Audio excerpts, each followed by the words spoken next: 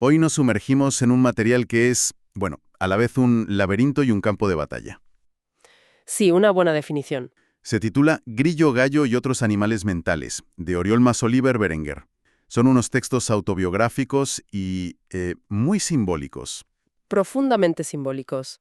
Y es que la portada ya es toda una declaración de intenciones. Vemos un grillo y un gallo enfrentados. Mirándose fijamente, sí. Y ambos llevan cascos militares. O sea, ya nos mete de lleno en la idea de un conflicto. Totalmente. Y el propio autor nos lo advierte desde el principio. Cito textualmente, dice: aquí dentro no hay capítulos. Hay puertas, espirales, silencios, jaulas. Uf, qué potente. Y sigue: si has venido a entender, quizá no entiendas nada.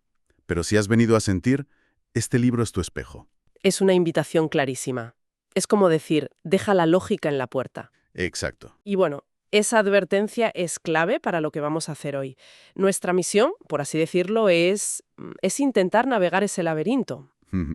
Vamos a explorar cómo el autor usa todo un arsenal de metáforas muy potentes, Un arsenal, sí. animales en guerra, la rigidez de las matemáticas, incluso un viaje de robots, para poder contar una experiencia que a menudo se escapa a las palabras, ¿no? Su viaje por la salud mental. Claro. No es una historia lineal, para nada. Es más un mosaico, un paisaje fragmentado de pensamientos. Busca conectar con el sentimiento, más que con el entendimiento lógico. Vale, pues vamos a desgranar esto. Empecemos por el núcleo, la metáfora que da título al libro, la historia de Grillo y Gallo. Venga. Es casi como una fábula, pero con un fondo muy oscuro.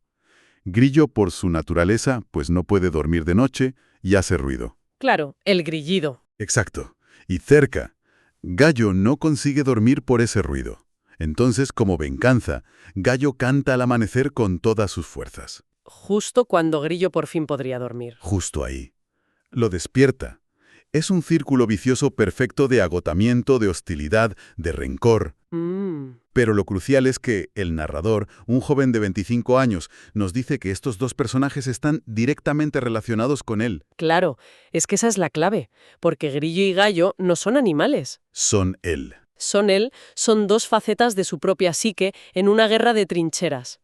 Lo fascinante es cómo este conflicto animal representa esa batalla interna. ¿Podría ser la lucha entre la manía y la depresión, por ejemplo? Podría ser una representación casi de manual del trastorno bipolar que le diagnostican.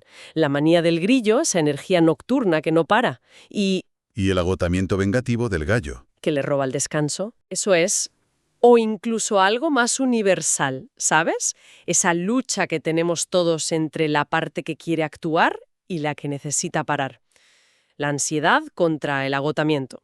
Y ahí volvemos a la portada. Los cascos militares no son casualidad. Para nada. El conflicto interno se enmarca desde el principio como una guerra. Una guerra civil dentro de su propia mente. Y en esa guerra hay un campo de batalla muy real. El texto salta de esa fábula a una realidad increíblemente cruda. Sí, esa parte es muy dura de leer. Nos cuenta dos hospitalizaciones que lo marcaron.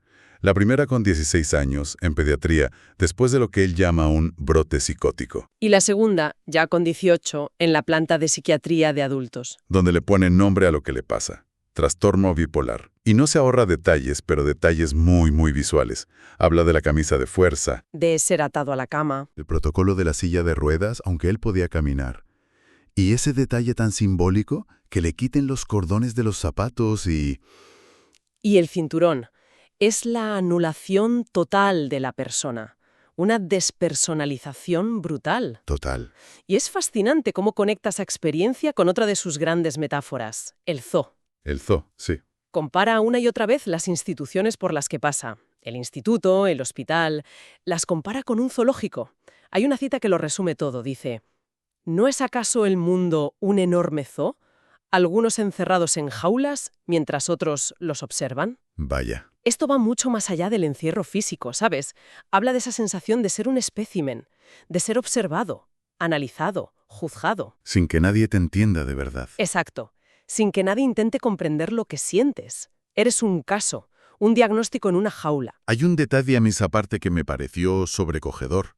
Cuenta que su abuelo, al que él llama el coronel, falleció en la misma habitación del hospital donde él estuvo ingresado. ¡Uf, qué conexión! Es un espacio de vulnerabilidad extrema que atraviesa generaciones. Sí. Pero fíjate, Esa sensación de estar atrapado y observado es abrumadora. Sin embargo, el texto también revela que, a diferencia de un animal en un zoo, él no estaba completamente solo en esa jaula. No. Y aquí es donde se pone realmente interesante. En esta guerra, él no lucha solo.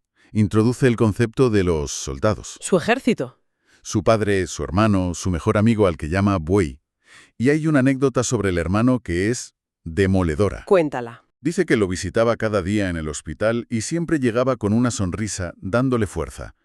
Pero tiempo después, se enteró de que un día, al salir, unos amigos le preguntaron por él, y su hermano se derrumbó. Se rompió. Rompió a llorar desconsoladamente.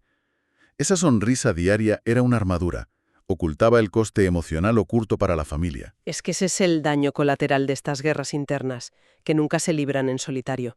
El texto pone el foco en ese sufrimiento silencioso de los cuidadores. Sí, Y junto a los soldados, que están en primera línea, aparecen los ángeles, su madre y su novia, Mariposa. ellas son las que le recuerdan que se tome la medicación, el litio.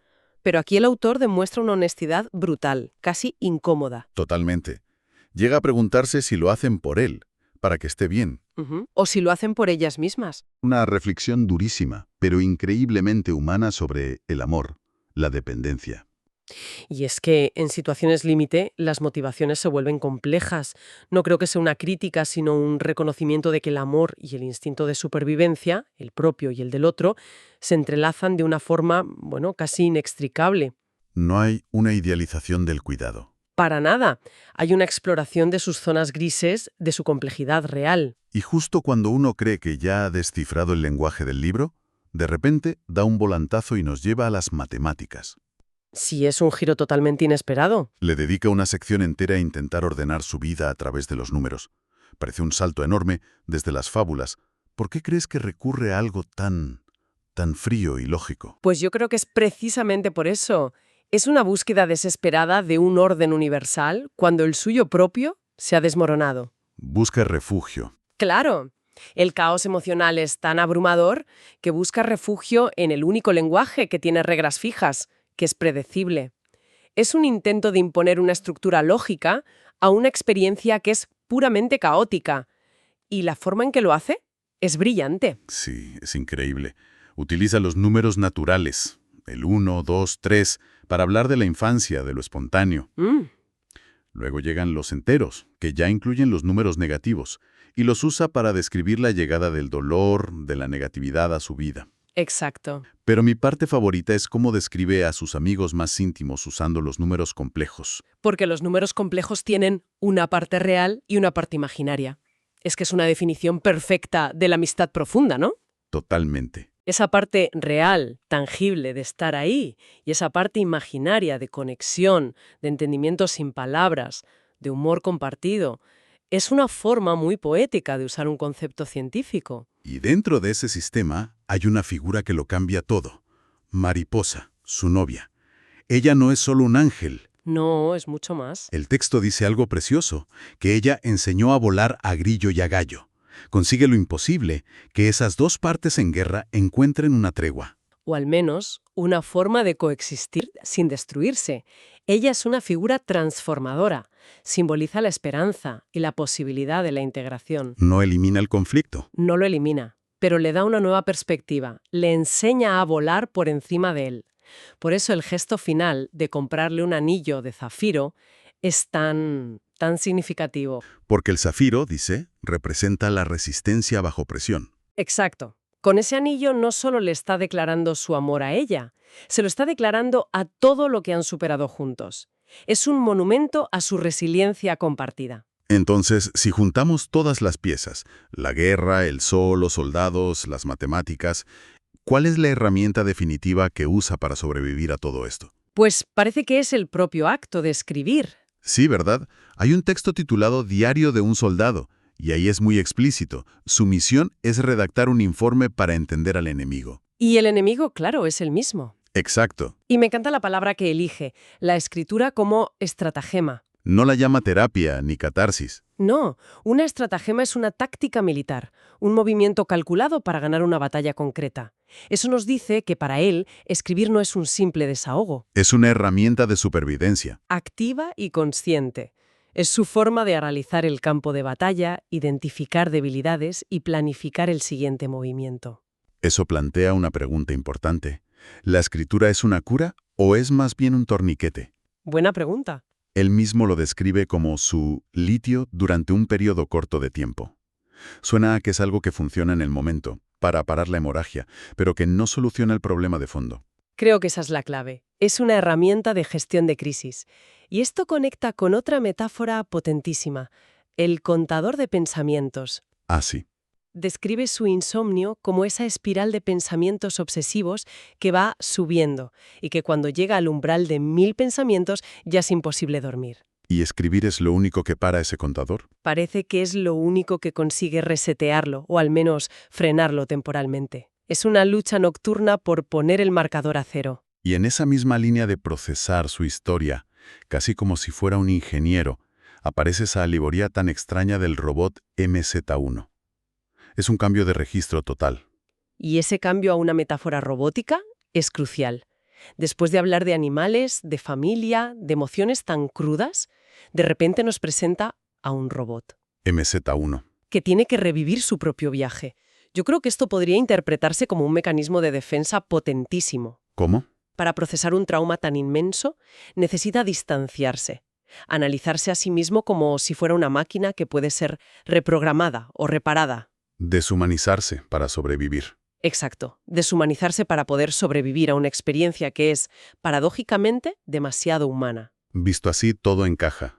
Hemos recorrido una guerra interna, un hospital zoológico, hemos conocido a su ejército de soldados y ángeles, Y hemos visto cómo intenta construir un sentido a partir del caos. usando la escritura como estrategia y luego las matemáticas como un mapa. Y al final, todo nos lleva de vuelta a esa advertencia del principio. Si has venido a sentir, este libro es tu espejo. Cierto. Aunque hayamos desmenuzado sus metáforas y su estructura, la esencia no es entenderlo intelectualmente, es conectar con la experiencia emocional que transmite. No da respuestas fáciles. No, simplemente pone delante un espejo para cualquiera que se haya sentido alguna vez roto o en guerra consigo mismo. El libro, de hecho, no tiene un final cerrado. Termina con una carta a mi yo futuro que está llena de preguntas. Sí. Le pregunta a esa versión futura de sí mismo cosas como ¿recuerdas los grillidos? O ¿todavía te duele tragar pastillas? ¿Y le gustó el zafiro a Mariposa? Esa.